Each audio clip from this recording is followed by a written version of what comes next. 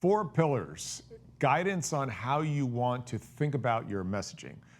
As we talk to the marketplace for talent, especially those force multipliers, the prices law individuals, or anybody in general, oftentimes the position descriptions are an ask or a demand, right? Think about it. Must have, previous requirements should, be able to demonstrate. What if we turn this on its head? What if we really did what was right and we thought about the people in the marketplace are our customers? And we should be explaining to them, why would they want to come to our organization? Why would they want to join our team? So we came up with the 4-pillar concept, and I'm going to share that with you. So let's cut into it. I like to think of the 4 pillars as a confluence of influence. And we'll break down each of these, but you should be able to talk about the market, your product or service, the people that I'm going to be working with, the team, and then finally the mission, right? Why are we showing up every day? So let's cut into each of those. But this graphic here gives you sort of just an image in your mind about how am I going to converge my message on why somebody wants to bet their life. And it is. When I take a job, it's my mortgage, it's my car payment, it's my school tuition payments, all that kind of stuff, and building my future value in the market. So let's think about it and let's break them down. Again, market, what does it look like over the next couple of years? My product or service, my team, who will I work with, and why do I show up? So let's do a deep dive first on market. This is where it's really important to differentiate the market from your product or service. A lot of people in the beginning will sort of commingle those two concepts together, and you really shouldn't. Here's why. You want to talk about the market at large and what it looks like over the next 5 to 7 years, independent of your product or service. Because you need to build an evidence-based discussion around why should I bet my career on that market.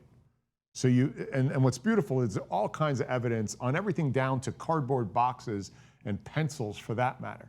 So you want to do your homework and you want to explain, why is this market willing to be bet on over a time period, and why will I want to build my skills at your company? Because this market is emerging, or it has some reason to attach my career to it. So think about that, independent of product.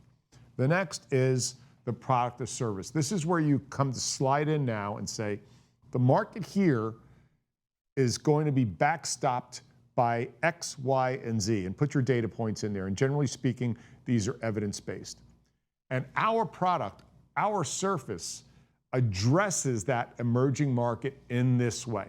This is where you get to talk about features, benefits, location, how it outperforms others in the space that are addressing that market. Okay, so that's where your product or service fits into your messaging. Your team. This is probably my favorite. Who will I work with? Who will I become when I work with this team? Because that really is important to understand. That is going to inform your future network, and it's also going to inform the habits and skills you're going to pick up by being surrounded by these people. So you're talking about, here's the team, here's what they're making, and here's the market that they're making it in, and it's willing to bet on. Okay, and then the final one, mission. Why do you show up every day? Right? This sometimes is tough. This one could be sort of fungible. It really may matter on who you're speaking to, of why we show up every day, because not everybody's mission is the same. So you really want to be thoughtful about this one. If there's ever one that I exclude, it's this one, and I don't do it very often. But I'm really careful to make sure I spend enough time on market, product, service, and team. And then this one I'll leave on the back end as sort of the mortar to pull all those together. So here's the question that individuals are asking all the time, consciously or unconsciously. It's like, when I come to work with your company and your team, who will I become and why will I become that? And this is where you slide into what we do. It should be important to you, because what we make and the service we provide should provide relevant and valuable experience to you for the emerging market. So there's where you're going to go after your market. How we do it should also be of interest because we want you to know what you will learn and increase your value in the market while you are part of our team. So the product you're making and the service you're providing is how we do it. Who you work with. Our parents were right. Who you hang out with is who you might become. And it also informs your future network, which could be one of the most valuable assets in your professional life. It will be the people who tap you on the shoulder in the future for another opportunity. Somebody who remembered you being a great performer. The force multipliers and the Price is Law people, this is where they get most of their job opportunities, not from the want ads. And this is the mission side, why we do it. The reason why you show up every day. More days than not, you should be inspired by the noble efforts you put forth. You're going to have some garbage days some days, for sure.